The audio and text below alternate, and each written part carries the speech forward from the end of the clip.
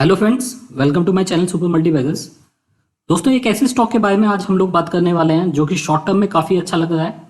मतलब short term में बोले तो अगले 15-20 दिन के लिए काफ़ी अच्छा लग रहा है ये स्टॉक। साथ ही मीडियम मीडियम टर्म में अगर आप देखेंगे वहाँ से भी काफ़ी अच्छा आपको दिखाई देगा। एक महीने से लेकर 4-5 महीने तक भी अगर आप देखेंगे तो इसका आउटलुक काफ़ी अच्छा है। साथ ही अगर आप इसको लॉन्ग टर्म में लेके जाते हैं, मतलब आप 1 साल रखते हैं, 1 साल से ज़्यादा रखते हैं, उसके लिए भी बहुत बढ़िया स्टॉक है ये। देखिए, शॉर्ट टर्म में इस कंपनी की परफॉर्मेंस कैसी रहेगी इसके बारे में हम लोग जानेंगे एमएससीडी से। एमएससीडी इंडिकेटर लगा के हम लोग इस कंपनी का टेक्निकल चार्ट को जानने की कोशिश करेंगे। लॉन्ग टर्म के लिए हम लोग इस कंपनी के बेसिक्स पे रिलाई करेंगे। इस कंपनी के क्या फ्यूचर प्लान्स हैं उनको देखेंगे, किस तरीके की इस कंपनी के आगे प्रोजेक्शंस हैं उनको देखेंगे। साथ ही इस कंपनी के अंदर कैसी न्यूज़ है वो सारी चीज़ें जानेंगे। ये जो स्टॉक है काफ़ी पॉजिटिव स्टॉक है, सिर्फ शॉर्ट टर्म के लिए नहीं, मीडियम टर्म लॉन्ग टर्म सबके लिए। तो ये इसलिए इस स्टॉक के बारे में आपको डिटेल में जानना चाहिए। इससे पहले मैं स्टार्ट करूं इस वीडियो को, आप लोगों से रिक्वेस्ट ही, अगर आप इस चैनल को फर्स्ट टाइम देख रहे हैं, इस चैनल का कोई वीडियो फर्स्ट टाइम देख रहे हैं या फर्स्ट टाइम इस चैनल के ऊपर आए हैं, तो आप इस चैनल को सब्सक्राइब जरूर कीजिएगा, क्योंकि फ्यूचर में इसी तरीके के इन्फॉर्मेटिव वीडियोज़ आपको टाइम टू टाइम मिलते रहते हैं। तो दोस्तों स्टार्ट करते हैं। ये जो स्टॉक है इसका नाम है पीआई इंडस्ट्रीज़। पीआई इंडस्ट्रीज, वैसे आप लोगों को पता होगा कि पिछले कुछ दिनों से काफ़ी चर्चा में है ये स्टॉक। मतलब पिछले 1-1.5 साल में अगर आप देखें तो बहुत बड़ी रिटर्न ये इन्वेस्टर्स को ऑलरेडी दे चुका है। लगातार अच्छा परफॉर्म कर रहा है ये स्टॉक, और इसके अंदर बहुत सारी ऐसी न्यूज़ हैं, बहुत सारी ऐसी चीज़ें हैं जो कि इस कंपनी को काफ़ी आगे ले जा सकते हैं। उसके बारे में एक बार जान लेते हैं। इस कंपनी के Q4 के रिजल्ट भी आ गए हैं। वो रिजल्ट किस तरीके के आए हैं, पूरे साल की परफॉर्मेंस कैसी है, उसके बारे में भी थोड़ा सा ब्रीफ में देख लेंगे। अभी पीआई इंडस्ट्रीज ने फार्मा वैल्यू चेन के अंदर एंट्री की है। मतलब ये एक बिल्कुल अलग तरीके का बिजनेस है जिसमें इस कंपनी ने एंट्री की है। आप लोगों को पता होगा एक एग्री केमिकल बनाने वाली ये कंपनी है, और इसने अभी फार्मा के अंदर एंट्री की है, जहां फार्मा में ये एक इंटरमीडिएरीज बनाएंगे जो कि ये ऑलरेडी कोविड-19 ड्रग्स के लिए बना रहे हैं। और इसी की वजह से जो रिसेंट आपने पुश देखा है इस स्टॉक के अंदर, वो इसी वजह से हुआ है। इंटरमीडिएरीज ये काफ़ी टाइम से कोशिश कर रहे थे, काफ़ी कंपनी से बात भी कर रहे थे। जापान के अंदर इनकी काफ़ी बातें चल रही थी, 4-5 बड़ी कंपनी से इनकी बातें चल रही थी। अभी इनको बायर भी मिल गए हैं। और ये जो बिजनेस है इनका फार्मा का, जिसमें कि इंटरमीडिएरीज या एपीआई बनाएंगे, वो कम से कम 11-15% कॉन्ट्रीब्यूट करेगा इस कंपनी के टोटल रेवेन्यू को। देखिए, अगर रेवेन्यू में 11-15% का कंट्रीब्यूशन फार्मा से आएगा अगले 3 से 4 साल तक, तो देखिए उसमें होगा क्या। फार्मा का जो बिजनेस होता है, स्पेशली जो इंटरमीडिएरीज वाला जो बिजनेस होता है, उसमें प्रॉफिट मार्जिन बहुत ज़्यादा होते हैं। इस कंपनी के मार्जिन आपको इंप्रूव होते दिखाई देंगे, और इस कंपनी का जो नेट प्रॉफिट है वो आपको लगातार बढ़ता दिखाई देगा। अब आप ये समझ लीजिए कि 15% यहाँ पे ये लोग बात कर रहे हैं, ये लगातार इसको बढ़ाते जाएंगे और करीब 50-60% के आसपास फार्मा का बिजनेस ये लेके जाएंगे। हो सकता है उसके बाद ये इसको अलग कंपनी में शिफ्ट करें, लेकिन अगले 5-6 साल तक ये इसी कंपनी के साथ रहेगा। मतलब इसी कंपनी को ये जो बेनिफिट है ये होता रहेगा। अभी इस कंपनी ने कुछ दिन पहले ही नवंबर में एक दूसरी कंपनी भी एक्वायर की थी जिसका नाम था इसाग्रो एशिया एग्रोकेमिकल्स। इसके लिए इसने करीब 350 करोड़ के आसपास पे किए थे। 100% स्टेक इस कंपनी ने एक्वायर किया था, और इस कंपनी के जो रेवेन्यू है अभी पीआई इंडस्ट्रीज के रेवेन्यू में मिलते हुए दिखाई दे रहे हैं। और इस बार के जो नंबर हैं Q4 के, वो नंबर्स आपको बहुत ज्यादा अच्छे नहीं लगेंगे, क्योंकि यहाँ पे थोड़ी ग्रोथ जरूर देखने के लिए मिली है, लेकिन वो जो ग्रोथ है वो उसका एक बड़ा रीजन ये भी है कि इस बार के नंबर्स में ये जो कंपनी इन्होंने एक्वायर की थी उसके नंबर्स को कंसोलिडेट किया गया है। कंपनी का मानना है फाइनेंशियल ईयर 21 में ये 20% के आसपास के प्रोजेक्शन रख रहे हैं। 22, 23, 24, 25 अगले 5-6 साल तक इनका लगातार 20% से ऊपर का प्रोजेक्शन है। मतलब हर दूसरे साल में स्टॉक डबल होता रहेगा, 2 या मैक्सिमम 3 साल, 2 से 2.5 साल आप मान के चलिए। ऑर्डर बुक देखिए, 1.5 बिलियन यूएस डॉलर से ज्यादा की इस कंपनी की ऑर्डर बुक है। मतलब इतनी बड़ी ऑर्डर बुक है इस तरीके की कंपनी के लिए कि अगले 2 साल तक के लिए पूरे ऑर्डर इस कंपनी के पास है। तो किसी भी तरीके की कोई परेशानी अगले 2-3 साल में तो बिल्कुल भी नहीं होनी चाहिए। Q4 में देखेंगे फाइनेंशियल ईयर 20 में, तो रेवेन्यू इस कंपनी का करीब 8.6 बिलियन रहा है, जो कि करीब 6% की ग्रोथ देखने के लिए मिली है इस कंपनी में। अब इस कंपनी का Q4 का अगर आप रेवेन्यू देखेंगे तो ये Q4 के अंदर 8.6 बिलियन का रेवेन्यू इस कंपनी ने लगाया है, और इसमें 6% की ग्रोथ यहाँ पे देखने के लिए मिली है।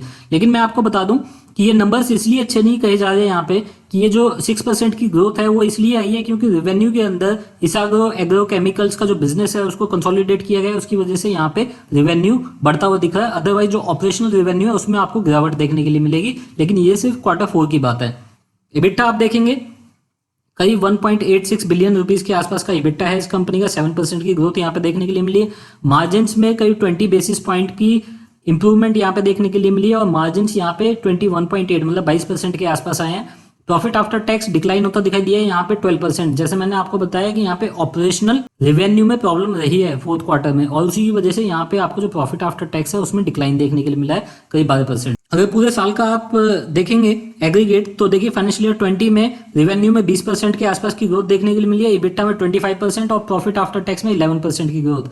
ये तब है जबकि जो फोर्थ क्वार्टर है उसमें 12% का डिक्लाइन देखने के लिए मिला है। तो ओवरऑल बहुत अच्छा साल रहा है इस कंपनी के लिए, आगे आने वाले साल भी इसी तरीके के रहने की उम्मीद है।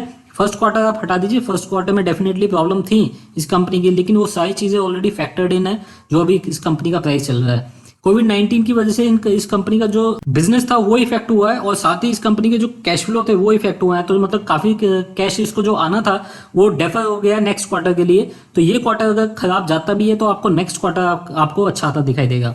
फाइनेंशियल ईयर 21 में देखिए आप इस कंपनी ने करीब 6 बिलियन के आसपास का केपेक्स करके रखा है, और ज्यादातर जो केपेक्स है वो है ऑर्गेनिक ग्रोथ को बढ़ाने के लिए। बाकी कुछ एक्विजिशन भी इस कंपनी को करने हैं जो कि इसने ऑलरेडी प्लान किए हुए हैं, और ये सारे एक्विजिशन होंगे फार्मा सेक्टर के अंदर। तो ये जो फार्मा सेक्टर है जो कि बहुत ही एक कैश रिच सेक्टर होता है, काफी वहां पे प्रॉफिट भी बनता दिखाई देता है, उस सेक्टर के लिए ये काफी एक्विजिशन आने वाले टाइम में करते हुए दिखाई देंगे। देखिए जैसे मैंने बताया यहाँ पे ये चार्ट दिया गया है, एक साल का ये चार्ट है। अगर आप इस एक साल के चार्ट को देखेंगे, देखिए मार्च में जो गिरावट आई थी वहां पे काफी बड़ी गिरावट इस स्टॉक के अंदर भी देखने के लिए मिली थी।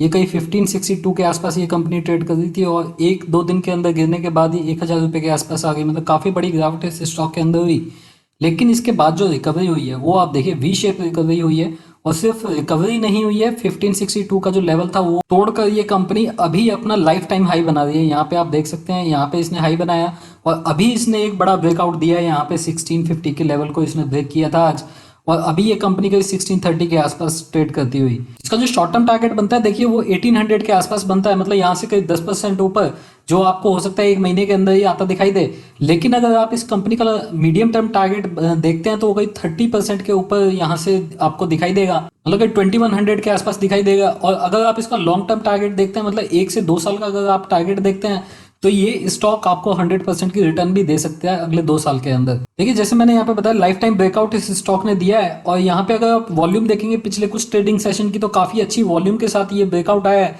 तो इसलिए जो ब्रेकआउट है सस्टेनेबल लग रहा है। इसके अलावा अगर हम इसको टेक्निकल चार्ट में देखें तो देखिए टेक्निकल चार्ट में भी अगर आप देखेंगे तो short term to medium term जो MACD लेवल है उसका क्रॉसओवर यहाँ पर देखने के लिए मिला है, वो मैं अभी आपको दिखाता हूँ।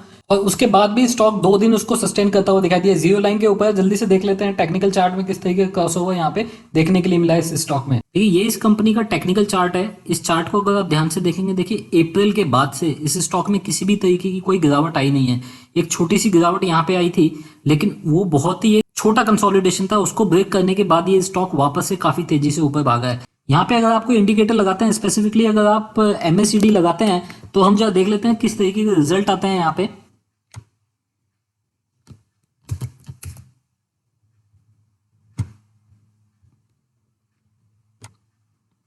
देखिए MACD इंडिकेटर है, इसको अगर आप बेस्ट सेटिंग में डालेंगे तो आपको कभी भी इंडिकेटर लगाएं तो आपको ध्यान रखना है आप सिग्नल पीरियड 9 रखिए। जो शॉर्ट साइकिल है उसको आप 12 का कर लीजिए 12 डेज का। उसके अलावा लॉन्ग साइकिल आप कर लीजिए 26। अप्लाई कीजिए, सेव कीजिए।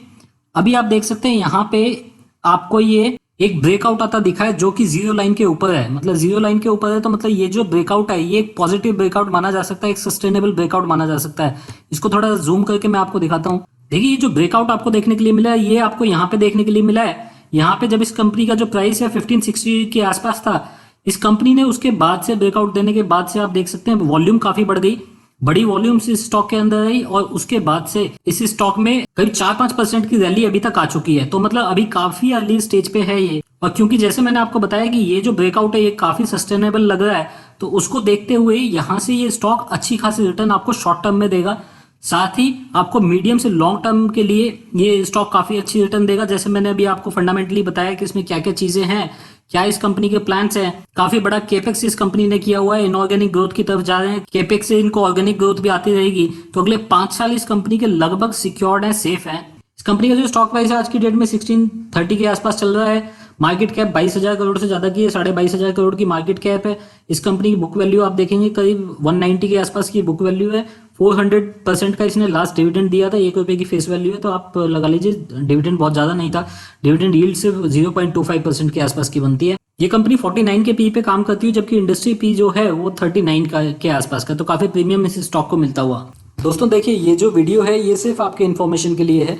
अगर आप कोई भी मार्केट में ट्रेड लेते हैं, कोई ट्रेडिंग करते हैं, तो उससे पहले आप अपने फाइनेंशियल एडवाइजर की हेल्प जरूर लीजिएगा और साथ ही मार्केट में सोच समझ के पैसा लगाइएगा, क्योंकि जो इक्विटी मार्केट है सबसे ज़्यादा लिक्विड मार्केट होती है और वहाँ पे रिस्क उतना ही होता है जितना प्रॉफिट के चांसेस होते हैं। दोस्तों अगर आपको इन्फॉर्मेशन अच्छी लगी हो तो आप इस वीडियो को लाइक जरूर कीजिएगा, आप इसको शेयर कर सकते हैं। अगर आपको मेरी वीडियोस पसंद है तो मेरे चैनल को सब्सक्राइब कर लीजिए। इसी तरीके के इन्फॉर्मेटिव वीडियोस आपको टाइम टू टाइम मिलते रहेंगे। अभी के लिए इतना ही। Thank you very much, take care, bye bye.